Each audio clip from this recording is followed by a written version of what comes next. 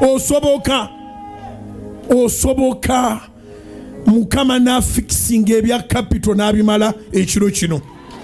Osoboka Mukama na fixing ebya maka n'abimala ekiro kino.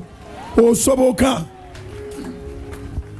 Mukama na fixinga Bible egamba nti wozi amaziga gayinza okubaawo ekiro naye essanyu lijja ng'obudde bukedde. Ekiro kino ekiguddewo ebiro ebingi buli Friday tugenda kusula Kanani okutugale tunagenda ekololo mu Independence Night.